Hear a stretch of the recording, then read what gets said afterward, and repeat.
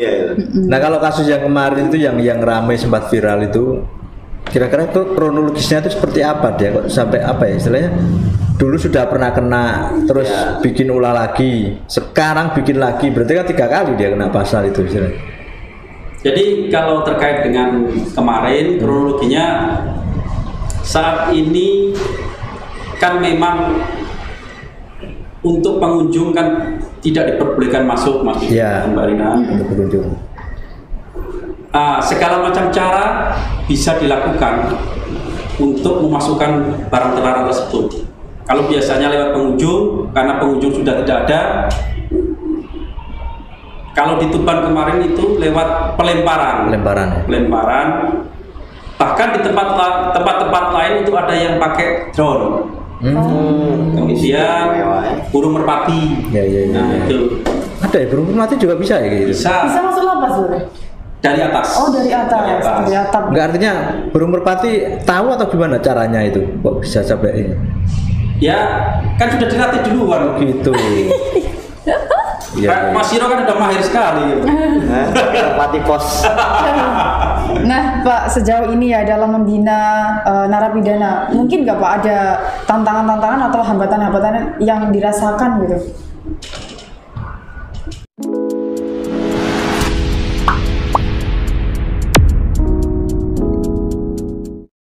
Kalau tantangan dan hambatan itu banyak sekali Mbak, karena yang kita hadapi adalah orang-orang yang bermasalah.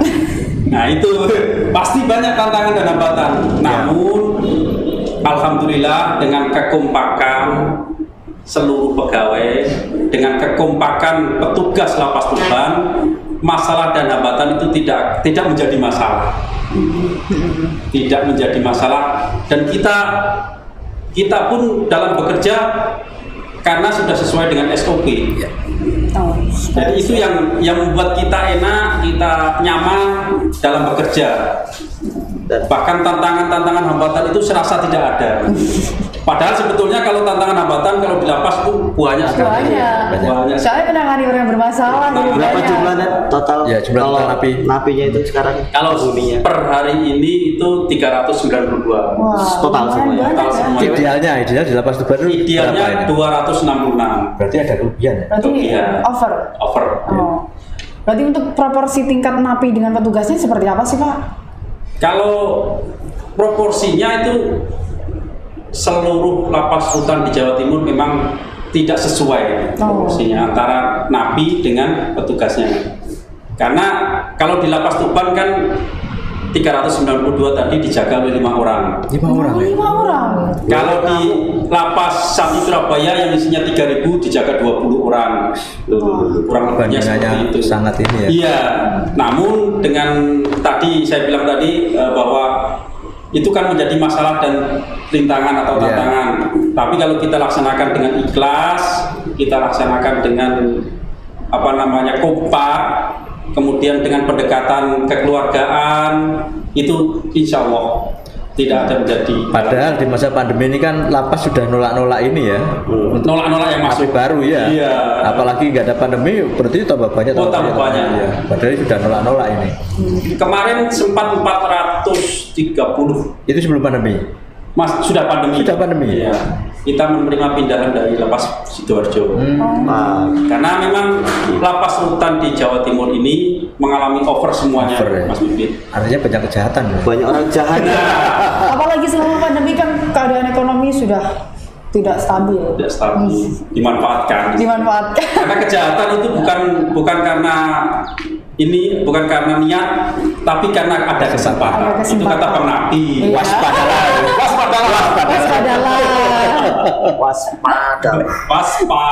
Nah, kesulitan di masa pandemi, kayak misalkan Pak Kalapas kemarin sempat bilang vaksin bagi napi ini gimana? Sudah 2 kali atau 1 kali? Baru 1 kali ya?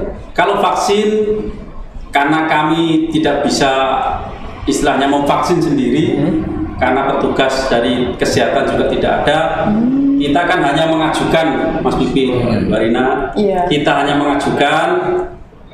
Kemarin baru 1 kali dosis sekali, namun itu pun belum keseluruhan, baru 100 87 yang sudah di antara 392 tadi. Oh, berarti separuh ya, baru separuhan.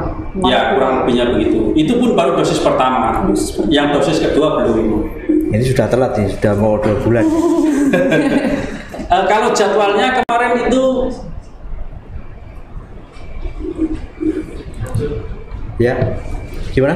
kalau jadwalnya kemarin itu tanggal 2 Agustus kemarin yang dosis 2. Namun sampai saat ini kita belum menerima. Belum menerima lagi. Iya. Oke, baik. Karena mungkin waktu ini ya, Ya, tentunya, tapi cara ini pasti ada support loh Pak. Betul. Sekarang. Boleh diceritakan loh Pak, siapa Lah. yang support? Oke, terima kasih Dimas Diajeng dan Netralis.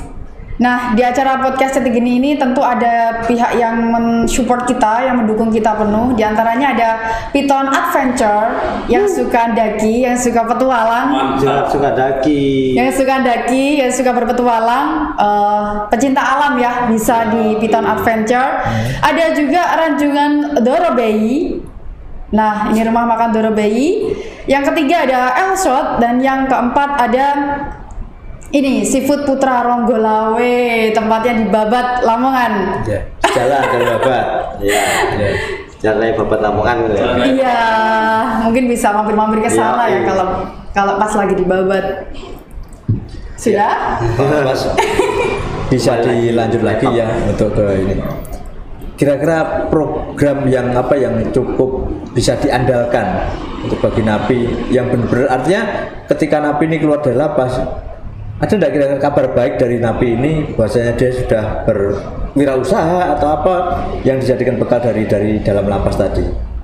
Ada tidak kira-kira? Ada, Mas Dipit. Jadi sudah banyak kita menerima laporan bahwa mantan narapidana dari Lapas Tuban itu banyak yang berusaha, ya artinya membuka usaha di luar, bukan berusaha, membuka usaha di luar secara kecil-kecilan, dan bahkan waktu itu mantan napi teroris yang NTB itu kita ajak sebelum bebas, kita ajak ngobrol, dia mau membuka usaha setelah bebas. Iya. Waktu itu bulan 2 2020, saya masih baru di sini. Iya, iya. Namun kita ajak ngobrol, kita tanyain setelah bebas nanti mau kemana. Ternyata sangat antusias sekali untuk membuka usaha. Iya, buka usaha. Iya. Sekarang kabarnya ada kabar nggak gitu untuk memberitahu kabar dia sekarang seperti apa ini, terus memberi kabar ke lapas gitu mungkin. Nah, kalau itu belum ada kabar lagi, karena kalau napi teroris itu kan kita tidak bisa memantau. Yang bisa memantau itu teman-teman dari kepolisian maupun TNI dan BNPT. Ya. Kalau Lapas Tuban ada yang seumur hidup kan ya? Kalau Lapas Tuban ada satu yang hukuman seumur hidup, namun karena dianya itu sangat antusias sekali mentaati peraturan dan bekerja, jadi kita tidak pindahkan dulu, karena nanti setelah berkelakuan baik, kemudian sudah menjalani minimal 5 tahun, kita bisa ajukan untuk gerasi. Gerasi ya? Gerasi. Pengurangan dari seumur hidup menjadi berapa puluh tahun. Seumur hidupnya itu berapa tahun itu? Seumur hidup ya. Iya. Waktu itu Itu maksudnya kan seumur hidup itu umurnya, gimana? ya. Apakah sampai mati Sesuai umur. atau sesuai umur? Atau Sesuai umur. Sesuai umur. Jadi Iya. kalau umur 40 Ya 40 tahun. 40 tahun Iya. hukumannya. Oh gitu, seumur hidup baru tahu. Oh iya, tak kira sampai Yo, maklum, aku nggak ngerti. iya. Tapi kalau 40 tahun kan belum sampai umur 80. Iya. Padahal aja Mas, 40 itu semaut. Semaut ya. Itu. Tapi orangnya bagus, dalam artian bagus, karena dia kerja kontraktor di luar tadinya. Akhirnya kita di situ kita ikutkan dalam kegiatan. Kemarin kita ikutkan diklat juga, dan betul-betul menguasai betul sesuai dengan bidangnya. Berarti Lapas Tuban sekarang berseri nih, ada lukisan barang ya. Jadi bersinergi bersama napi gitu ya. Indah sekarang. Bisa tiga dimensi. Iya. Kalau Mas Pipit, Mbak Rina sama Mas Siro ini mau selfie ke lapas juga bisa. Wah. Tapi hati-hati, lali jalan. Kita sudah sediakan tempat selfie sekarang. Ada tempat Enggak, kalau Rina pengen ngincipi yang jajan tadi loh. Ya, iya, pembuatan donat dan tata boga di dalam lapas itu seperti apa ya? Pengen belajar masak ya. Mungkin Mas Pipit sama Mas Hiro sudah Ya. mencicipi, namun Mbak Rina belum. Oh iya, belum. fresh from the oven, jadi anget-anget dulu. Oh. Iya, kalau masih anget-anget masih enak. Enak. Biasanya kalau di lapas cuma lewat doang. Lewat. Rupanya veteran itu ya. Jadi seperti yang saya bilang di awal tadi, nggak kenal maka nggak sayang. Wah. Selama ini lapas itu paling mindset masyarakat luar itu, wah kalau masuk lapas itu ditahan itu. Padahal sebetulnya tahanan itu bukan di lapas tapi di rutan. Di rutan, rumah tahanan. Rumah tahanan. Kalau di lapas ya seperti tadi yang saya jelaskan, Iya. bahwa lapas itu tempat melakukan pembinaan. Berarti Kepada- kasusnya nggak berat-berat ya? Tidak terlalu berat kasusnya. Yang di sini, Ya. Iya. yang di sini dominasi di antara 392 tadi itu 50% narkoba. Bayo. Tinggi, Narkoba tinggi berarti ini. itu kan. Tapi narkobanya itu begini Mas Pipit dan Mas Hiro. Narkobanya itu bukan murni sabu ataupun narkoba. Mungkin karnopen itu karena karnopen kan masuk undang-undang narkoba juga Narkoba kalau sekarang. Kalau dulu Obat undang-undang berbahaya. kesehatan. Kesehatan. Ya. Ya. Kalau double L baru itu masuk undang-undang kesehatan. Itu rata-rata napinya dari Tuban sendiri apa gimana Pak? Yang Rata-rata dari Tuban sendiri. Oh. Tapi tetap ada ya kasus narkoba yang lainnya. Ada Cuma kecil. kecil. Nah, dari tadi saya belum tahu kabar ibu-ibu yang di sana itu ngapain aja. Ya. Di Ibu-ibu. dalam itu blok wanita. itu. Oh ya, betul betul. Masih kecil. Ini antusias sekali. Penasaran saya. Saya nggak pernah masuk lapas, makanya tahu. Jarang kok blok wanita. Iya. Oke. Perlu dijawab nggak ini? Iya. Jelaskan dulu. Dijelaskan dulu. Jadi kegiatan narapidana kita di Lapas Tuban itu sangat sibuk sekali wanitanya, karena memproduksi tas berkat.